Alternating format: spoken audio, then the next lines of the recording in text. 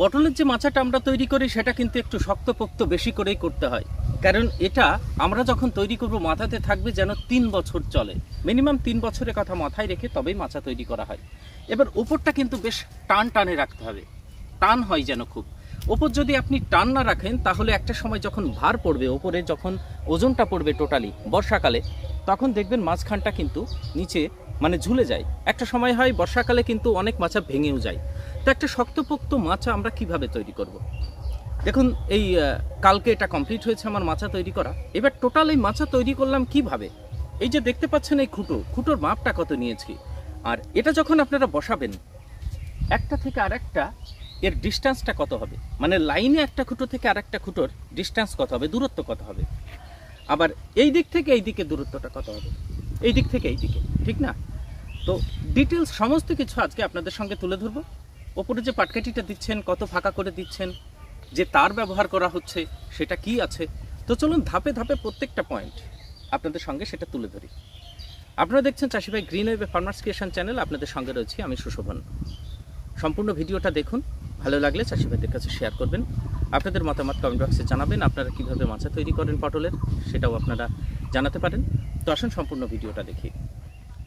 এবার কিনারার অর্থাৎ মাচার দুই প্রান্তের খুঁটি কেমন হবে, যার সঙ্গে তার বাঁধা থাকবে, আর মাচা যে টান টান হবে এর উপরেই কিন্তু ডিপেন্ড করবে। মাচা যেখান থেকে শুরু হয়েছে সেখানে কিন্তু প্রত্যেকটা লাইনে যে তারটা বাঁধা হয়েছে দেখতে পাচ্ছেন, এক একটা খুঁটো, এই খুঁটোগুলো একটু মজবুত করে তৈরি করবেন।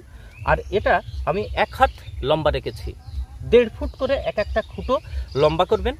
লম্বা করার পর এইভাবে একদম কিনারা দিয়ে বসিয়ে দেবেন লাইনের মাথায়, কারণ এর সাথেই কিন্তু তার বাঁধা আছে, খেয়াল করেছেন? প্রত্যেকটা এর সাথে একটা মাচাতে 3টে লাইন থাকছে, তাহলে 3টে খুঁটো, 1 2 3, এই 3টে খুঁটোতেই কিন্তু সমস্ত ভর বহন করবে। কার?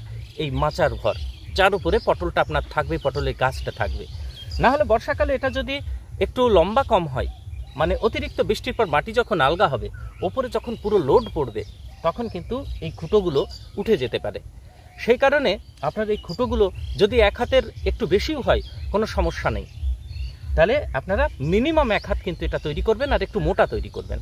কারণ এটা তো আমাদেরকে 2 বছরের ওপরে রাখতে হবে, 3 বছর, তারপরে 2 বছর বাদে গিয়ে রিপেয়ার করতে হবে। এখানে অনেক চাষি ভাই কিন্তু লম্বাভাবে বাঁশও ব্যবহার করেন, আমি বাঁশ ব্যবহার করিনি, আমি এখানে খুঁটো ব্যবহার করেছি। খেয়াল করে দেখুন, খুঁটো ব্যবহার করলে টানটা সব থেকে ভালো হয়, প্রত্যেকটা মাচার ওপরটা একদম টন টন করবে।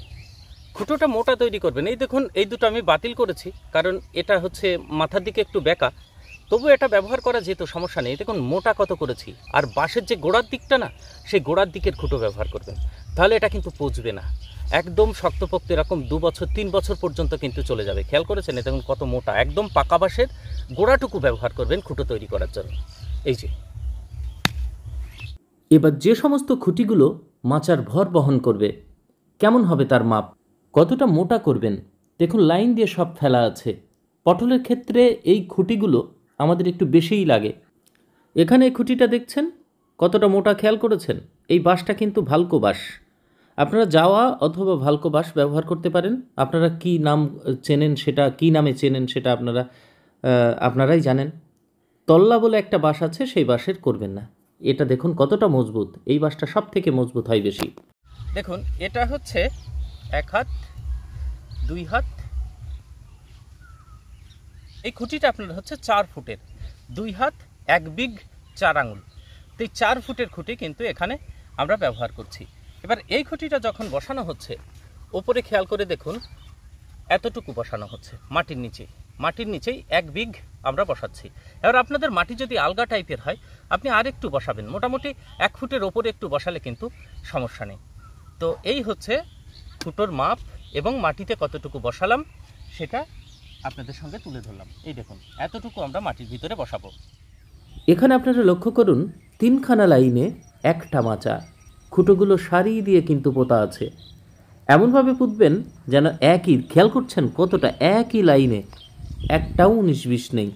তো 3খানা লাইন, সেখানে কতটুকু ফাঁকা দিয়ে আপনি খুঁটোগুলো পুঁতেছেন সেটাই এবার আপনাদের সঙ্গে দেখাচ্ছি বা আলোচনা করছি। দেখুন সেটা। এবার আপনারা যে লাইনটা দেখছেন, এই খুঁটো থেকে ওই খুঁটোর ডিস্টেন্স, তারপরের খুঁটো থেকে তারপরেরটা, এইভাবে প্রত্যেকটা খুঁটো একই দূরত্বে আপনারা বসাতে বসাতে লাইন বরাবর চলে যাবেন। সেটা মাপটা কত নিয়েছি দেখুন।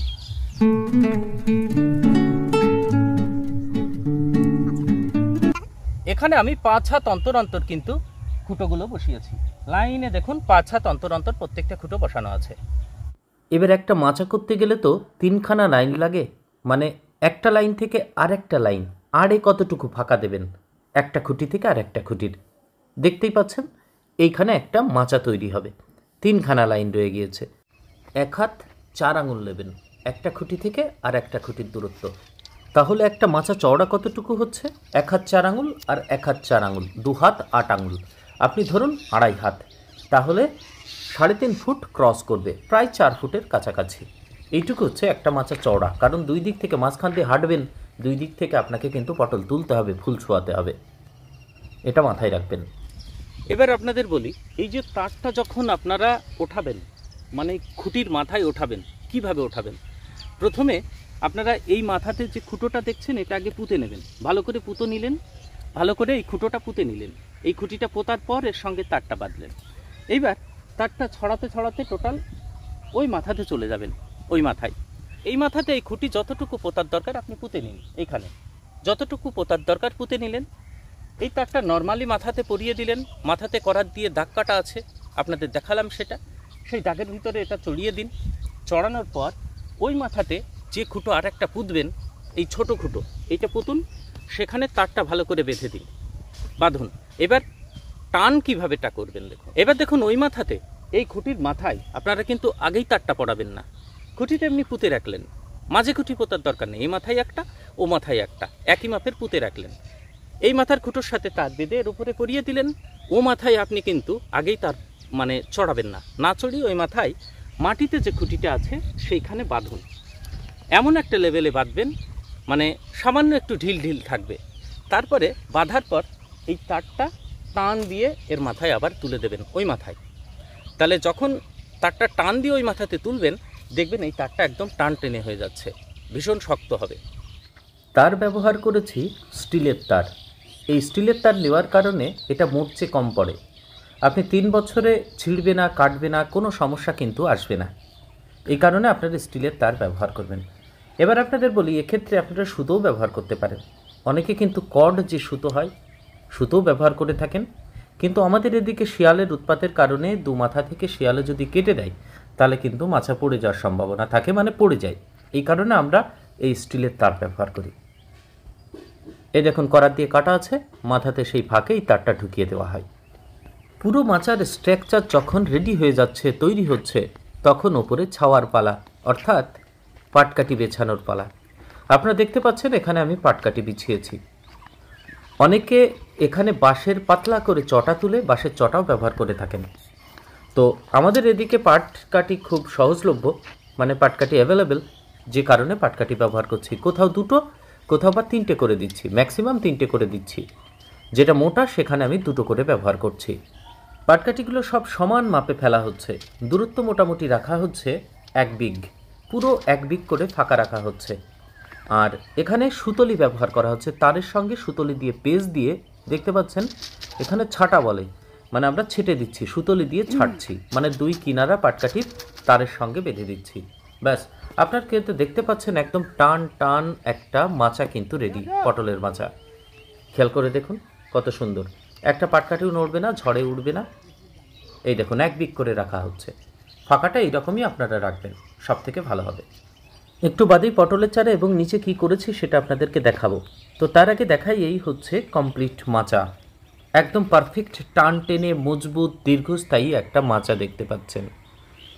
মাঝখান দিয়ে হাঁটার জন্য রাস্তা রাখা হয়েছে 1 হাত 8 আঙুল মতো, এমনভাবে রাস্তা রাখা হয়েছে যেন আমার গায়ে না বাঁধে, হাঁটা চলা খুব সহজে করতে পারি। এই হচ্ছে পটলের চারা, এই ধরনের চারা বসানো হয়েছিল। আমার 4টে চারা কম পড়েছিল, সেই জন্য এখন এটা বসানো হচ্ছে। এইগুলো মানে স্ত্রী, আর এই বড় প্যাকেটে যেটা দেখছেন এইগুলো হচ্ছে পুরুষ। আমার এই জমির জন্য আমি এই 4টে গাছ বসাচ্ছি, পুরুষ গাছ 4খানা বসাবো জমির এক প্রান্তে। তো সেখান থেকে ফুল সংগ্রহ করে পরে আমরা কিন্তু ওই ফুল ছোঁয়ানোর কাজটা করব। আর নিচে দেখতে পাচ্ছেন এগুলো হচ্ছে চাল কুমড়ো। উপরে পটলের মাচা ভরতে ভরতে ততদিন পর্যন্ত নিচে কিন্তু চাল কুমড়োর ফুল জালি চলে আসবে, নিচে থেকে চাল কুমড়ো সংগ্রহ করতে পারবো। গরম পড়ার সাথে সাথে এই পটলের লতাও কিন্তু ছাড়তে শুরু করেছে। এই দেখুন, একটা গাছে 4-5টা লতা ছেড়েছে। এই লতাগুলোই আমাদের এবার তুলতে হবে। গাছের প্রত্যেকটা মানে গড়ে গড়ে এই বাঁশের কুঞ্চি কিন্তু এখানে পুঁতে দিয়েছি, এর সাহায্যেই কিন্তু বেঁধে দিচ্ছি ওই লতাগুলো। তারপরে মাচাতে কয়েকদিনের ভিতরে পটলের লতা উঠে পড়বে। এখানে আপনারা দেখবেন মোটা মোটা বাঁশ পোতা আছে জমির মাঝখান দিয়ে। আমি এখানে এই মোটা বাঁশ 2টো লাইন করেছি। এর কারণ হচ্ছে আমার লম্বা টাইপের জমি, যদি অতিরিক্ত বৃষ্টি অথবা যদি ঝড় হয় মাচা কিন্তু ভেঙে যাওয়ার সম্ভাবনা থাকে প্রবল। তো সেই ক্ষেত্রে যেন না ভাঙে, এখানে একদম জমির মাঝ বরাবর দেখুন বাঁশ বেঁধে দেবো এই বাঁশগুলোর সাথে। তাহলে পটলের যখন ভরে যাবে মাচা, তখন কিন্তু আর মাচাটা নিচে বসবে না, ওই বাঁশে কিন্তু সমস্ত লোড নেবে। এই জন্য আপনারা জমির মাঝখান দিয়ে অবশ্যই বাঁশ বেঁধে দেবেন। আজকের ভিডিও এ পর্যন্তই। পরের ভিডিওতে পটলের পরিচর্যা নিয়ে আবার আপনাদের সঙ্গে নতুন ভিডিওতে দেখা হবে। ভালো থাকবেন সবাই। সম্পূর্ণ ভিডিওটি দেখার জন্য ধন্যবাদ। যদি ভালো লাগে ভিডিওটি সাবস্ক্রাইব করবেন চ্যানেলটিকে, পাশে থাকবেন, চাষি ভাইদের কাছে শেয়ার করবেন।